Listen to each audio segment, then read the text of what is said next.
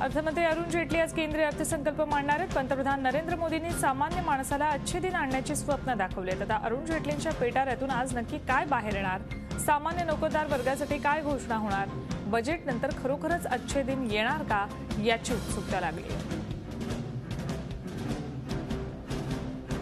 अर्थमंत्री अरुण जेटली यांनी आर्थिक सर्वेक्षण अहवाल लोकसभेत मांडला। आगामी आर्थिक वर्षात 8% विकास दर अपेक्षित असल्याचं अहवालात नमूद करण्यात आलंय। 2013 पासून महागाईत 6%ची घट झाल्याचा निष्कर्षही अहवालात नोंदवण्यात आलाय। आजचा दिवस भांडवली बाजारासाठी ऐतिहासिक ठरणार आहे, कारण भांडवली बाजारात शनिवार आणि रविवार व्यवहार होत नसतात। मात्र आज अर्थमंत्री अरुण जेटली अर्थसंकल्प सादर करणार असल्यानं आज भांडवल बाजार सुरू ठेवावे अशी सूचना सेबीनं मुंबई, राष्ट्रीय तसंच अन्य शेअर बाजारांना दिली आहे। त्यामुळे आज पहिल्यांदा सकाळी 9 ते दुपारी 3:30 असा पूर्णवेळ शेअर बाजारमधलं कामकाज होणार आहे। भूमी अधिग्रहण विधेयकावर मोदी सरकारनं अखेर, तर दुसरीकडे मोदी सरकार हे उद्योगधार्जिणं असून हुकुमशाहीसारखं वागत असल्याचा आरोप ज्येष्ठ समाजसेवक अण्णा हजारे यांनी केला। तर राज्यातल्या शेतकऱ्यांमध्ये गैरसमज दूर करण्यासाठी आलेल्या केंद्रीय मंत्री नितीन गडकरी यांनी हे विधेयक शेतकऱ्यांच्या हिताचं असल्याचा दावा केला। केंद्रातलं सरकार उद्योगपती धार्जिणं असल्याचा आरोप ज्येष्ठ समाजसेवक अण्णा हजारे यांनी केला। सरकार हुकुमशाही पद्धतीनं चालत असल्याची टीका अण्णांनी केली आहे। सरकारनं अध्यादेश काढल्याप्रमाणेच कायदा केलाय, त्यामुळे शेतकऱ्यांवर अन्याय होत असल्याचं ते म्हणाले। शेतकऱ्यांची जमीन घेत असला तर त्याचा योग्य मोबदला दिला पाहिजे असंही अण्णा म्हणाले। भूसंपादन विधेयक शेतकऱ्यांच्या हिताचं असल्याचं स्पष्टीकरण केंद्रीय रस्ते वाहतूक मंत्री नितीन गडकरी यांनी दिलंय। या विधेयकाविरोधात राजकीय हेतूनं आरोप केले जात असल्याचंही गडकरी यांनी सांगितलंय।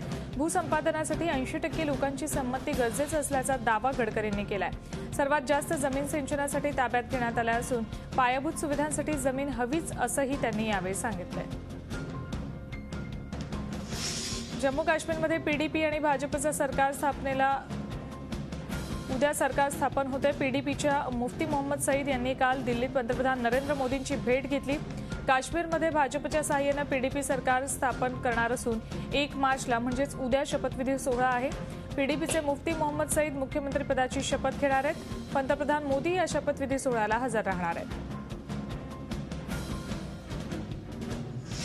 लोकसभा आणि विधानसभा निवडणुकीत लवकरच इंटरनेटवरून मतदान करण्याची सोय उपलब्ध होणार आहे। मुख्य केंद्रीय निवडणूक आयुक्त HS ब्रह्मा यांनी त्याबाबतचं सूतोवाच केलं।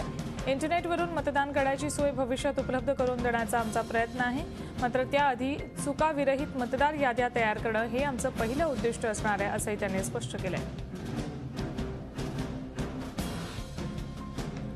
मराठी दिनानिमित्त मराठीचा आवाज संसदेतही दुमदुमला। शिवसेना खासदार विनायक राऊत यांनी मराठी दिनाचा मुहूर्त साधत लोकसभा शून्य प्रहरात मराठीतून मुद्दा मांडला। शेतकऱ्यांच्या धान्याला कमी भाव मिळत असल्याचा आरोप विनायक राऊतांनी केला।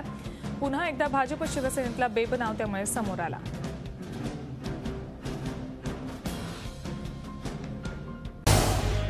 झी 24 तास रहा एक पाऊल पुढे।